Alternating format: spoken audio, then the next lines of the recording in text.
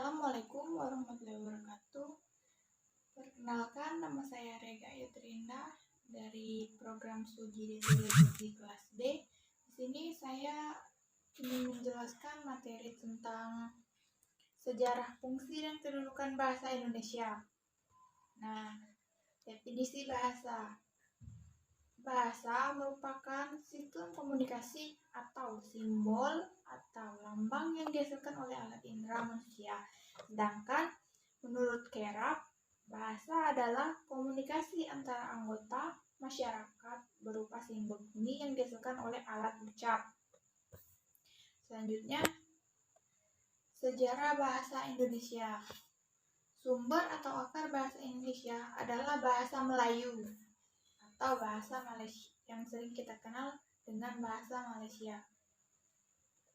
Alasan bahasa Melayu menjadi dasar bahasa Indonesia. Yang pertama adalah lingua franca, demokratis, bahasa kesusasteraan. Selanjutnya, fungsi utama bahasa Melayu. Nah, bahasa Melayu ini memiliki 4 fungsi utama. Yang pertama adalah bahasa kebudayaan, yang kedua bahasa perhubungan, yang ketiga bahasa perdagangan, dan yang terakhir adalah bahasa resmi kerajaan. Asal nama Indonesia. Nama bahasa Indonesia disarankan oleh Muhammad Tamrin pada 12 Mei 1926. Yang kedua 1950 Indonesian yang disarankan oleh George Windsor. Selanjutnya tahun 1950 yang disarankan oleh J.R. Logan adalah Indonesian. Nah, selanjutnya 1975 Indonesia yang disarankan oleh A. Bastian, dan yang terakhir adalah 1925 Perhimpunan Indonesia di Negeri Belanda. Selanjutnya beberapa fungsi bahasa Indonesia. Fungsi bahasa Indonesia baku. Yang pertama adalah sebagai pemersatu, di mana bahasa Indonesia di sini berfungsi sebagai bahasa pemersatu dari berbagai daerah. Selanjutnya sebagai penanda, sebagai penambah wibawa, dan sebagai kerangka acuan. Selanjutnya, secara umum sebagai alat komunikasi lisan maupun tulisan menurut Santoso dan kawan-kawan pada tahun 2004. Fungsi bahasa meliputi informasi, alat ekspresi diri, fungsi adaptasi dan integritas sosial, dan yang terakhir adalah kontrol sosial. Kedudukan fungsi bahasa Indonesia sebagai bahasa nasional negara adalah dan daerah. Bahasa nasional adalah bahasa sebagai persatuan tercantum dalam Sumpah Pemuda. Bahasa negara adalah bahasa primer dan baku yang seringkali digunakan pada kesempatan yang formal. Selanjutnya, Undang-Undang Bahasa Indonesia. Sejak tahun 2009,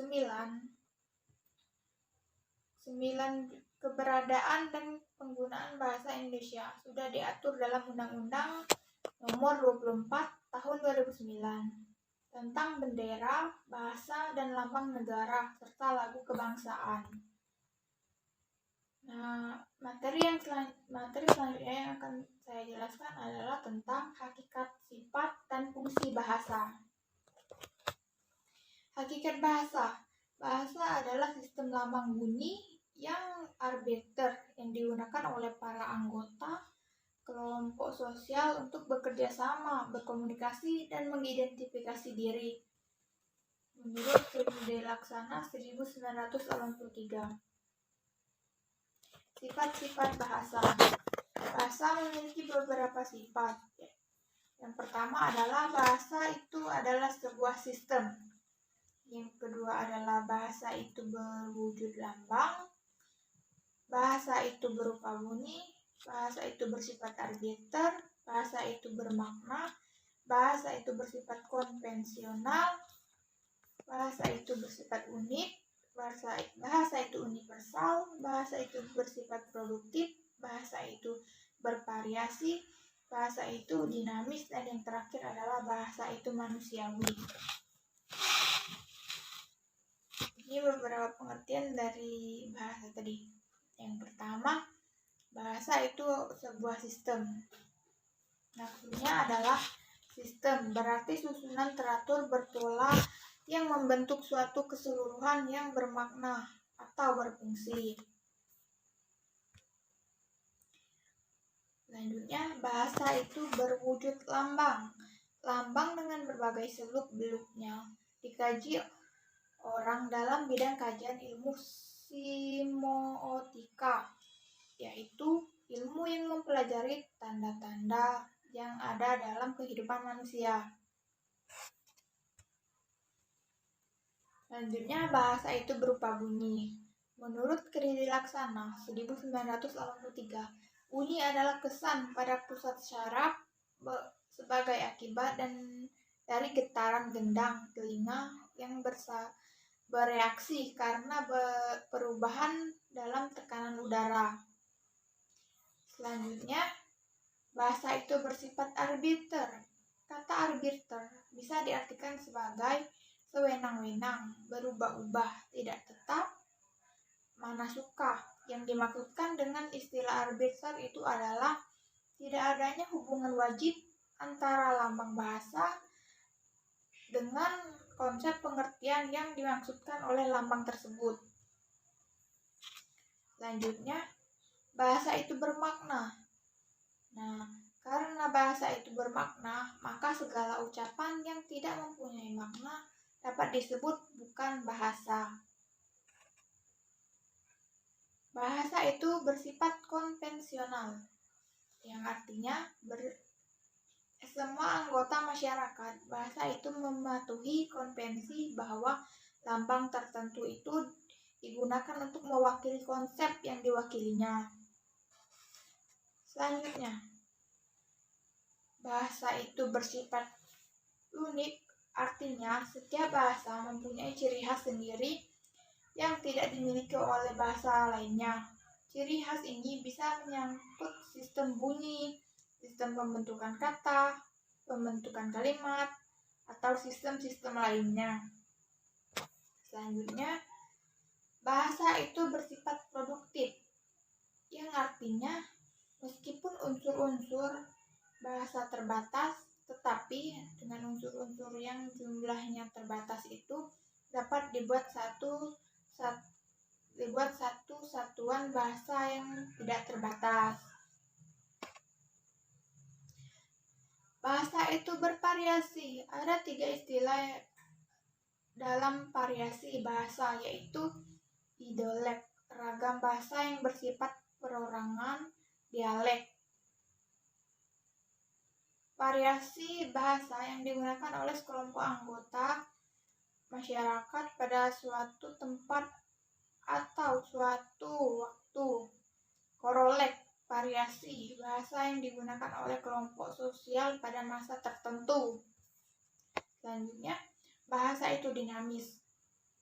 Bahasa tidak pernah lepas dari segala kegiatan dan gerak manusia sepanjang keberadaan manusia itu sebagai makhluk yang berbudidaya dan bermasyarakat, karena keterikatan dan ketertarikan bahasa dengan manusia.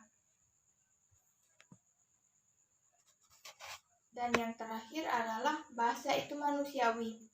Alat komunikasi manusia, yaitu bahasa bersifat produktif dan dinamis, maka bahasa bersifat manusiawi. Dalam arti bahasa hanya milik manusia dan hanya dapat digunakan oleh manusia. Fungsi bahasa. Bahasa memiliki 4 fungsi. Yang pertama yaitu sebagai alat untuk mengungkapkan perasaan atau mengekspresikan diri. Yang kedua sebagai alat komunikasi. Yang ketiga sebagai alat berinteraksi dan beradaptasi sosial. Dan yang terakhir adalah sebagai alat kontrol sosial. Oke teman-teman, mungkin hanya itu yang dapat saya sampaikan. Terima kasih atas waktunya. Wassalamualaikum warahmatullahi wabarakatuh.